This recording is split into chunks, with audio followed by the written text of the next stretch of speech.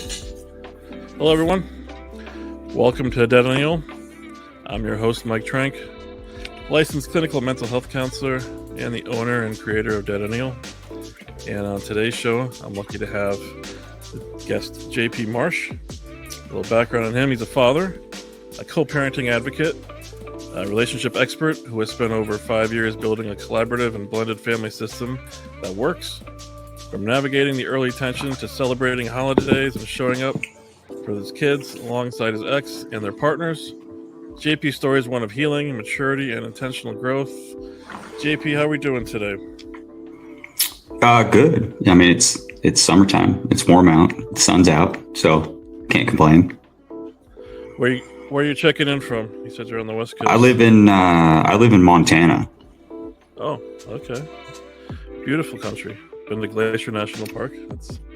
I'm not necessarily in that Montana. I'm more I'm on as far east as you can get. So I'm in the Great Plains, more area where it's windy, less trees, no mountains. But beautiful. I live in a rural area.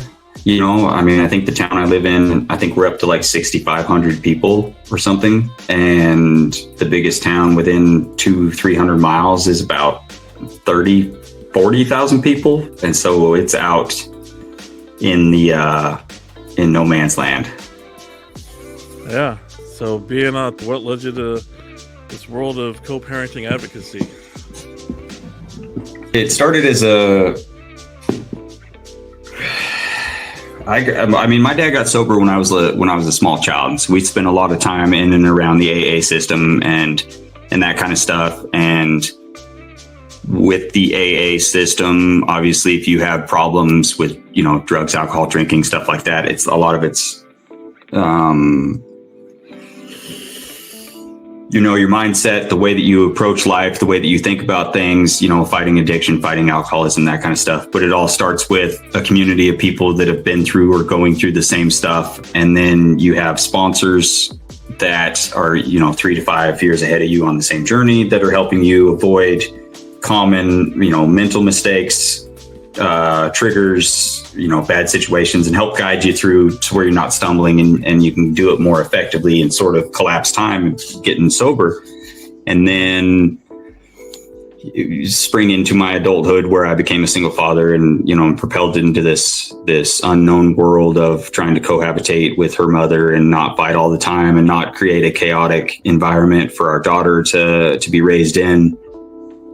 It was easy for me to see and accept help from people who were in similar situations or who had gone through these things and sort of get coached and have a sponsor in a way to collapse the time and not go through, you know, 8-10 years of fighting before we figured it out and have done all this damage to our daughter that we can't really undo. Would you say, I guess the term I'm hearing is learned behavior, right? Mm-hmm. You saw what, you know, with your dad and the story you're kind of telling there, and you feel like some of that just kind of, it sounds like chaos was kind of transferred over into your first relationship there. Well, chaos was a part of my childhood in a lot of ways, but relationship wise, communication, you know, happy households, a lot of that stuff was not something that was brought up around me, or sort of something that was learned, you know, from my parents and stuff like that. So in a lot of ways, I wasn't a very good partner. I wasn't good at communicating. And in order to not have my daughter grow up in the same sort of environment with the same sort of, you know, self-doubt, baggage that I was carrying around through my 20s, you know, from my childhood, then I had to proactively find ways to raise her in a different environment, you know, a more supportive, a happier all around, whether it be with parents that are together or separated. So breaking those sort of traits was important to me. Yeah, and you just saying that again, just kind of my psych brain, like, sounds like you had like a aha moment that was like, I can't keep doing this anymore. I need to change. I need to grow. Right. Can you share like was it anything specific, or was it just a combination of things, or what was that aha moment for you? We started co-parenting right after my daughter turned 2, and we had a while of the pushing buttons and the passive aggressive, triggering each other, and then going back and forth for a few days or a week, and then having a big blowout, and then sort of being okay for a couple weeks, and then doing that over again. And it became a cycle. And, I was over at my folks' place. We were having one of our blow-ups and arguing and doing that kind of stuff. And I thought my daughter was inside, but she came outside and I was outside. We were screaming back and forth and doing that kind of stuff over the phone. And when I turned around and saw my daughter, she was standing there crying, because obviously it had gotten to where she knew what was happening. She knew I was probably on the phone with her mom and we were fighting. She was probably, 3-4 years old, something like that. And then that was kind of the aha of like, I just do not want this to be my life, and have her raised in this sort of a deal where we can't get along or can't be adults. And so then I had to take a real long look at what I was doing to add to the problem, and how I was being a problem, and the things that I could change about the way I engaged or communicated or any and every other aspect of what I was doing to add fuel to the fire. And the better I got, the better we got. And then it just kept reciprocating back and forth, that the better I was getting with communication, the better that we communicated, and the easier communication was. And then, and everything just kept getting better and sort of ping ponging off each other like that. That sounds like great awareness on your end of, even though it was a tough time and an aha moment, that you were aware that by seeing your daughter that this can't go on, right? I want to do this, break that cycle and do that for my daughter, right? What I'm hearing. So how do you go from that aha moment and working and having that communication build to now where you are building that family culture that includes your ex and the current partner? How did that come about? It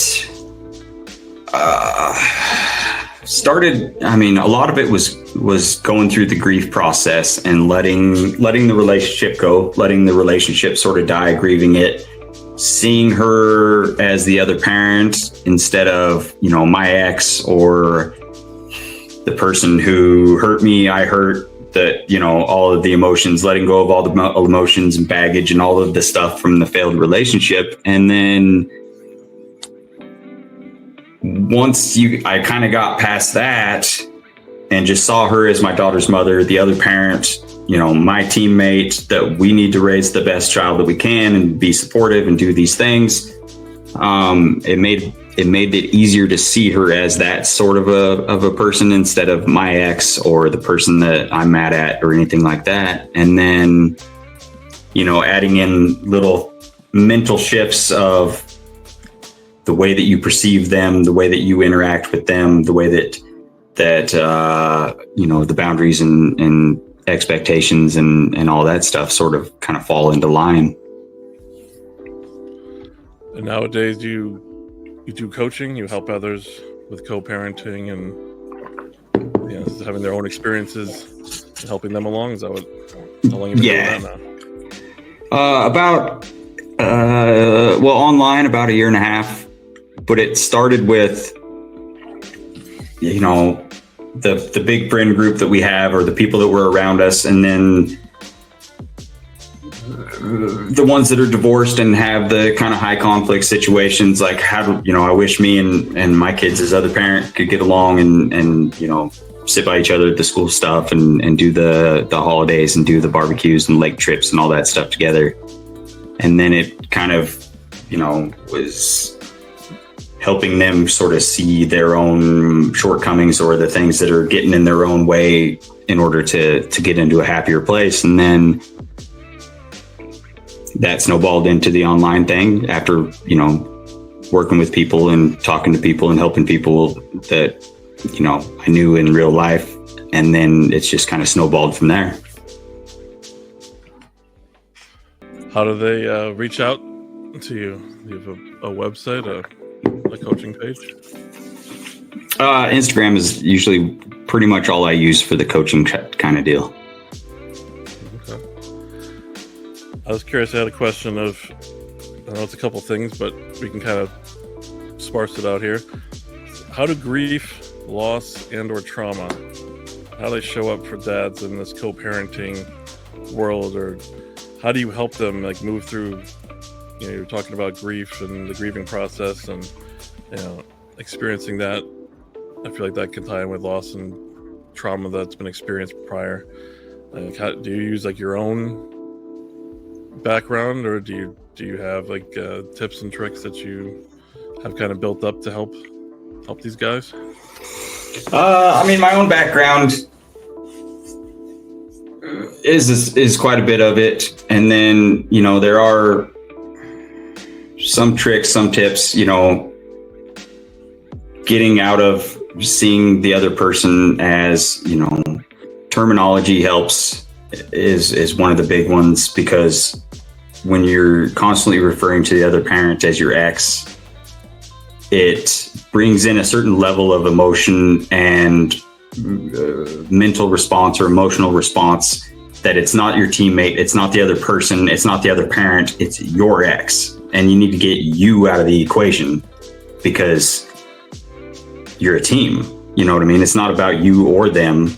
And the more that you can, approach it as a team, trying to raise your kids and not, my hurt feelings, they are doing this. It's easy to point the blame and be the victim, and just sort of getting out of the, my biggest issue for a long time early on was I really didn't want to leave my own pity party. And I didn't want to let go of being the victim, even knowing nobody was out to maliciously ruin my life or hurt my feelings or do these things to me. And a lot of times it was my instant defensiveness that caused a lot of these, conflictive situations. You were saying instead of the term ex, using like your ex, do you use the term like teammate then, or what is a phrase or something that you use then to kind of change that? I usually, by name, because they have a name. And other parent, my daughter's mother is one that I say quite a bit, because that in this reality and in this life that I'm living right now, she is not my ex, she's my daughter's mother.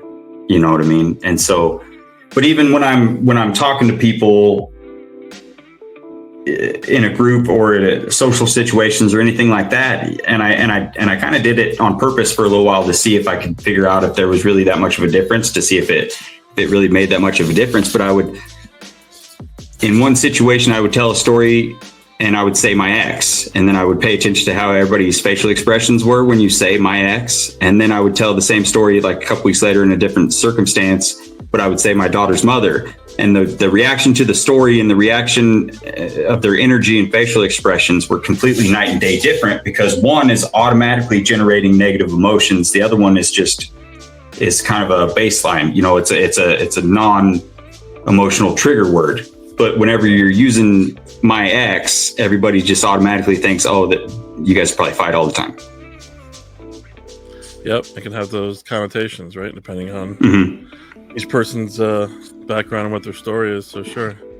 I was kind of thinking about it more as like a mantra almost, right? Like you tell yourself in your mind, but you're actually explaining it more as like, it's not even your mind. Yes, it's helping your mind, but it's also helping how it's framed to everyone else too, and how that makes you feel, or how it makes your daughter feel too, and she's around her. And it does the same thing internally to you, because if you're not that saying your ex is necessarily a negative terminology or a label that's gonna be derogatory towards somebody or put them down, but even when you're saying it, it's still bringing up negative emotions in you. And so how are you going to be, either try to be a positive solution or communicate effectively and all of these things, when now all of a sudden all of everything that you're thinking and everything that you're saying is going to be clouded in negativity and, you know, the anger, the animosity, or whatever emotions that it brings up from the relationship failing. Right. Definitely. I'm curious. Next question of, what are your top 3 tips for dads who want to improve the co-parenting? And maybe you're hitting on one right now of, you know, the mentality. I don't know if that's one of them, but feels like one. I mean, the mentality, but, you know, that comes along with the acceptance of you're no longer a couple, accepting that you're a single dad, accepting that they can have a life, you know, accepting the reality that you're currently in. You know, I mean, you can wish to go back and you can wish that it didn't happen, and you could wish that maybe the court system favored them compared to you, or, I mean, you can wish and wish and wish, but you need to accept where you are is one big thing. So the more that you can force yourself to just accept the things you can't change is going to be a big game changer for you. Mostly I see that people are reacting and not responding when they're communicating. And so, you know, I did that a lot, and I was bad about that. And then I would poke, and then they would poke back, and then it would go back and forth. And then you end up getting in these big blowups, or, you know, people are bottling things up, and sooner or later it comes to the surface. But I had to get a small, like, memo notebook deal that I carried around with me. And if I got a text from her, I would feel my nervous system go into, you know, the fight or flight, and instantly get defensive or mad or upset, or, you know, whatever the emotion was. And I would constantly get in the habit of responding, but it was coming from a defensive pity party kind of place. So I had to start writing down what I was going to respond with or react with, and then let my nervous system calm down, let me get the emotions out of my head and stop being clouded by all that. Then I would reread whatever I was going to send, and, you know, 99% of the time I was like, I'm not sending that. That's just going to start a fight. And then because I let myself calm down, I could then respond instead. Yeah. And then, you know, thirdly, don't look at the other, you know, when they start dating, or when another adult gets into the conversation or gets into the realm, or, you know, they become in a blended family, get in a relationship or something like that. You don't necessarily need to compete with somebody that's not your competition.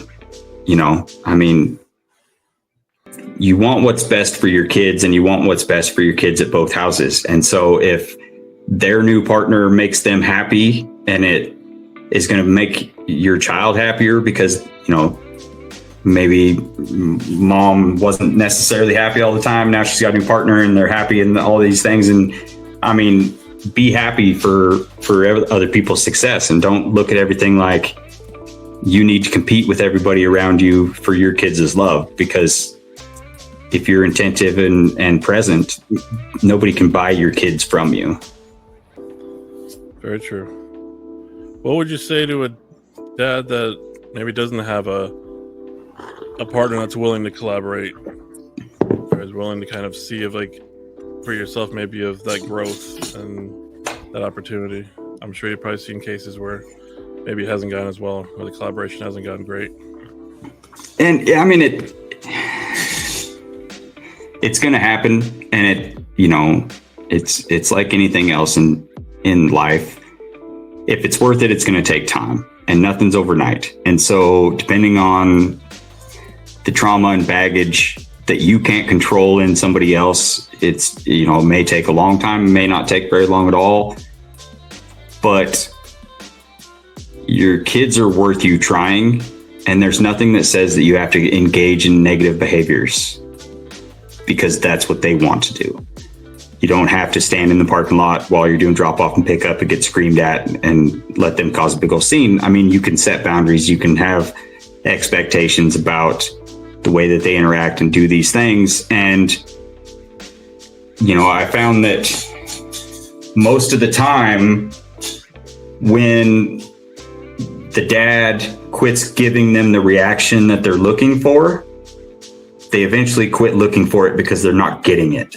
And so if you're in this cycle of they get super high conflict, you react by throwing things, blowing up, causing a scene, to where they can get this attention that maybe that's what drives them to act that way, but you all of a sudden quit engaging in those negative behaviors. If that's why they're doing it, usually that goes away because they're not getting that reaction anymore. How do you manage? I think you're talking a lot about the learning and the growth. I'm also thinking too of boundaries, right? Of the boundaries were broken and we're working to rebuild them. So, and, from your experience in your mind, how do you manage boundaries or respect maybe what a new partner or, your, I feel like I don't want to say the word ex, but your past spouse in the family dynamic is what how do you go about that? Those boundaries. Communication's usually going to be the biggest thing that plays into anything in life, really.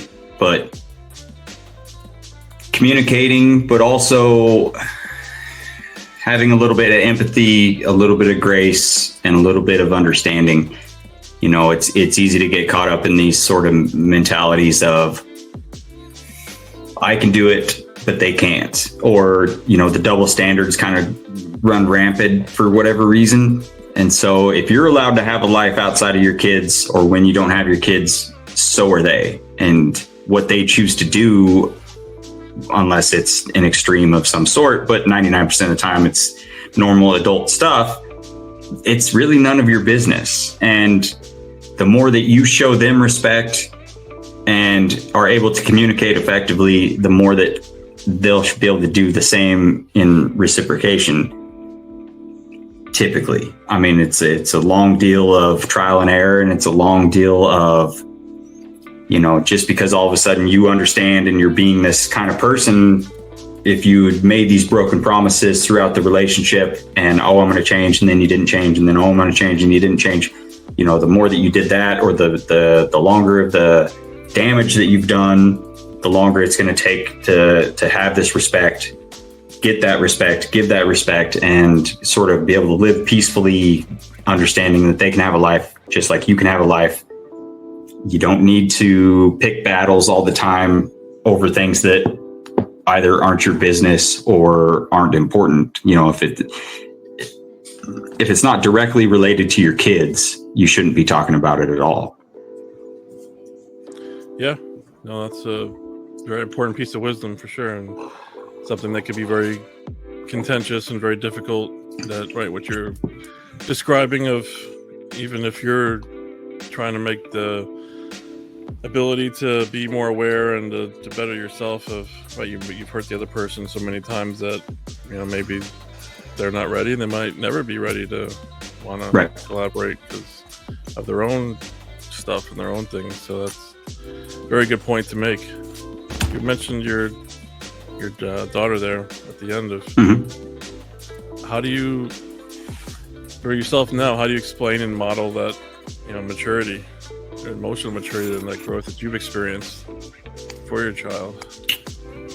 The only way that you model to your kids, and the best way that you're going to model to your kids, is through your actions. You can talk and say and explain and try to guide the best that you can, but if you don't live what you're saying, it's going to go in one ear out the other, usually, because, do as I say, not as I do kind of mentality. So being open to her questions, not treating her like a small child, but also not discussing inappropriate things for her age comes into play. But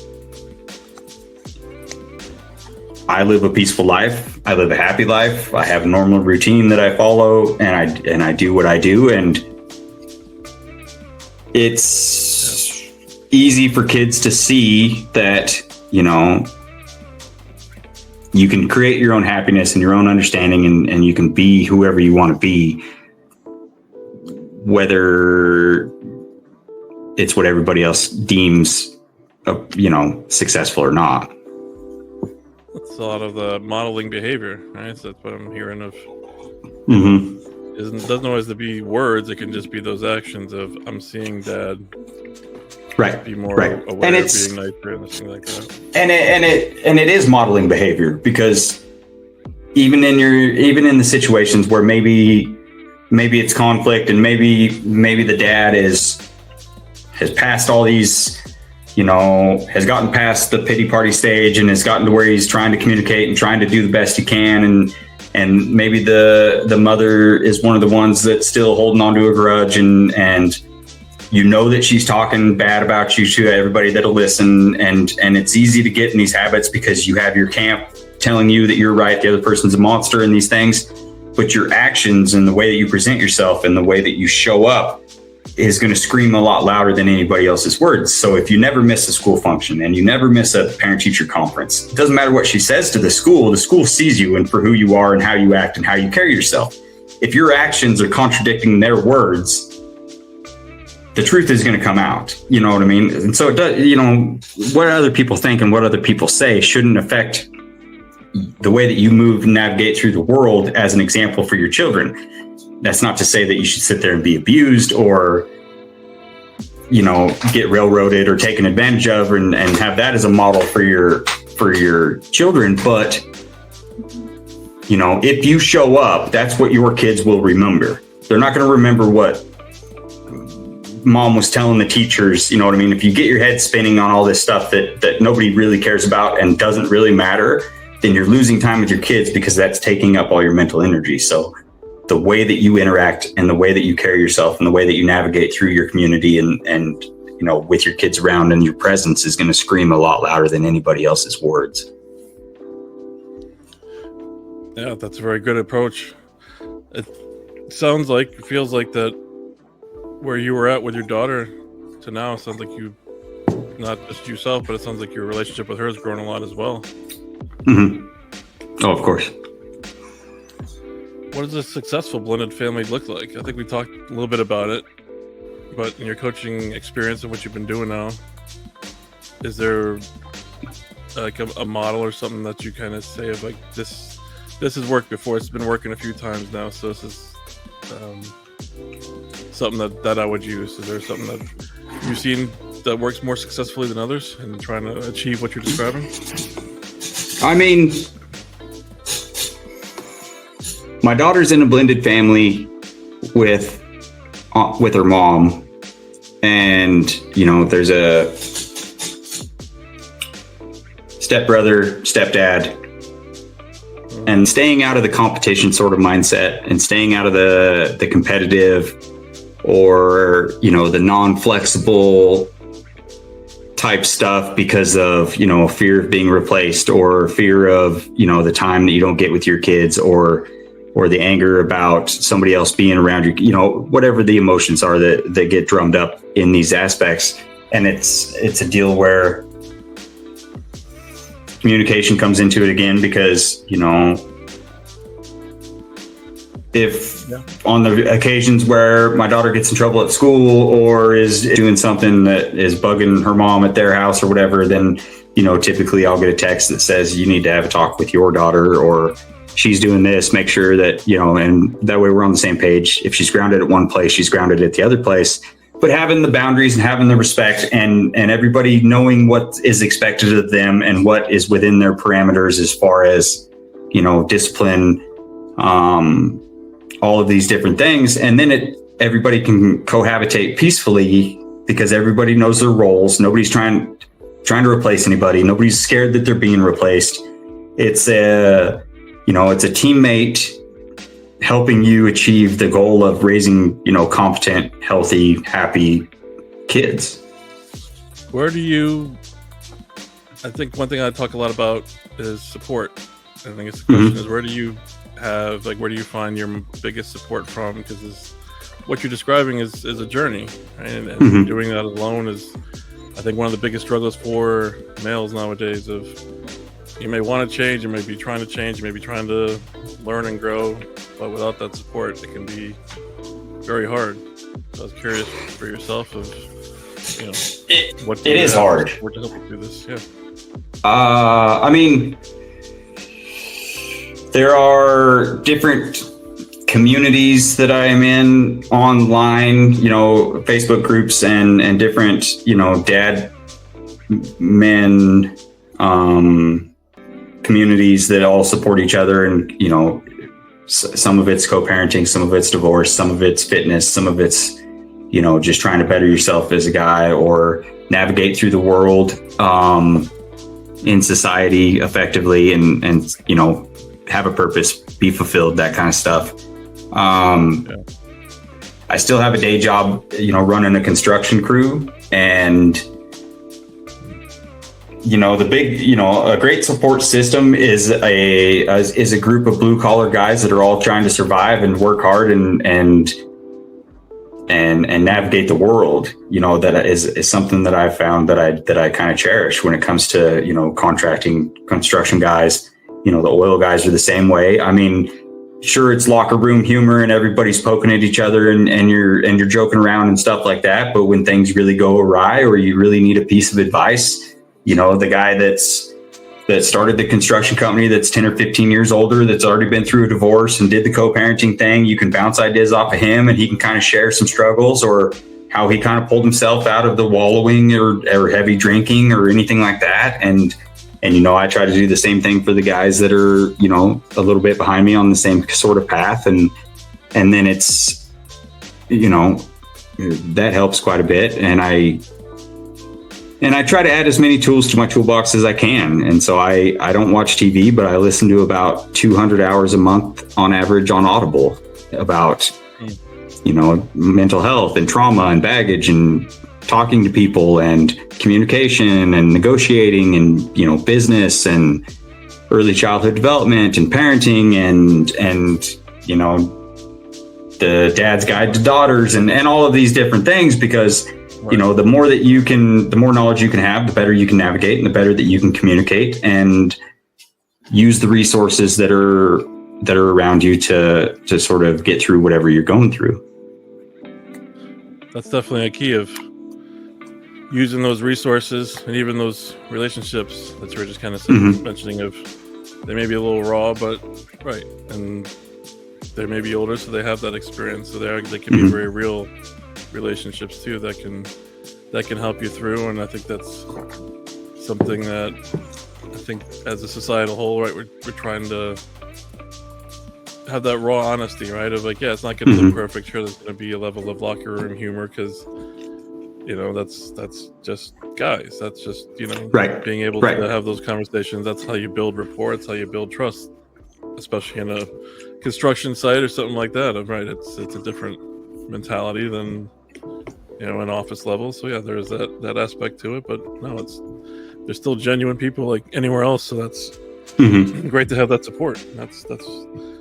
That is amazing. I'm glad to hear that 200 hours on Audible is a lot of. I mean, it's a big state, so obviously you're driving around a lot. And yeah. You're spending hours. I mean, there's definitely times where I'm driving, you know, 70, 80, 100 miles one way to get to the job site, and so I get, you know, 3-4 hours a day window time to you know, it's nice on the way there because it's easy going and I can, you know, focus, and it's in the morning and that kind of stuff. And then on the way home, as I'm decompressing and getting through the end of my day and that kind of stuff, it's, you know, and then I get home and it's just kind of on the whole time I'm doing the house chores. So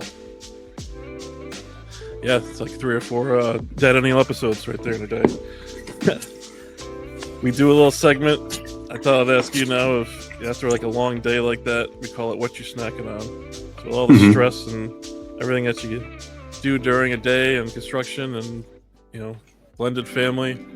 Do you have a go-to snack or a late night snack, or, you know, if no one's around, something to just buy at a gas station and you eat in your truck? What's your go-to? I'm not a big sugar soda, that kind of a guy. But probably the one thing I splurge on or indulge a little bit too much is peanut butter M&Ms. You know, I just and outside of that, you know, I do a lot of I go through a lot of sunflower seeds, because it just keeps, it's just a habit at this point all through the day. And then some Jolly Ranchers. So usually it's one of those three. Nice.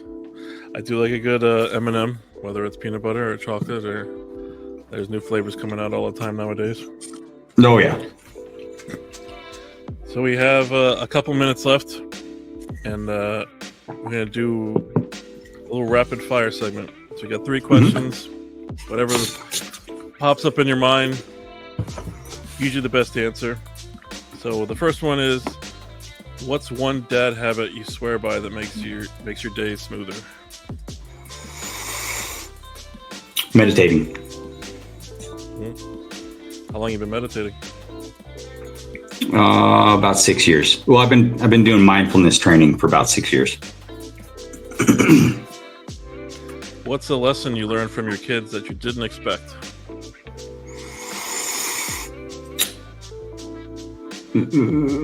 That caring and empathy and having a big heart is as much a learned trait as it is a natural trait.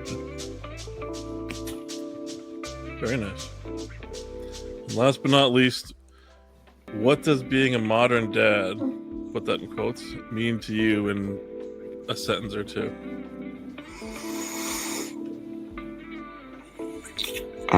In an ideal world, I mean, in my world, being attentive and involved and undistracted. I think there's a big difference between being a dad on paper that's not really involved and stares at his phone and not attentive and not engaged, and then there's the dads that are super engaged, super involved, and are there sort of guiding and helping to model and shape and help their children grow and expand the best that they can. You know what I mean? So like you have sort of the internet raised kids and the, you know, Boy Meets World type raised kids. And so that's probably. You said earlier they can reach you through your Instagram handle. What is that? So anyone can reach out. At JPMRSH.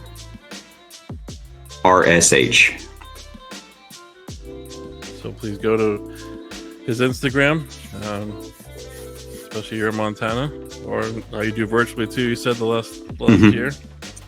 Is there a furthest away place that you've had someone reach out to you virtually? There was another group that I was in, and there was a couple that I worked with that were in the UK, and then somebody that I knew that was going through some stuff last year. I knew as like an online friend kind of deal that lived in Australia, and so then we started like going back and forth because he was getting into the divorce process, and it was getting pretty heated with the finger pointing of you've always done this, and then you point the finger back at them, and then you point the finger back at you, and that's kind of how the process is set up. Right. So you have a not just nationwide but a worldwide audience, which is fantastic. So JP Marsh, thank you for your honesty and showing us that co-parenting doesn't have to be a battlefield. It can actually be a place of growth, healing, and connection if we do the work. To all those dads listening, if you're in the thick of it right now, navigating conflict, feeling disconnected, or just trying to show up better, please remember, you don't have to do it alone. As we've heard today, JP's story is proof that change is possible and that showing up consistently is the most powerful thing you can do for your kid. So be sure to follow JP at JPMRSH at Instagram, and check out the links in the show notes to connect to his coaching or just leave comments. Until next time, keep leading with presence and not perfection. This is DADennial, where modern dads find their voice, their purpose, and their people. Please like and subscribe. JP, thank you very much for your time. I appreciate it. Thanks for having me.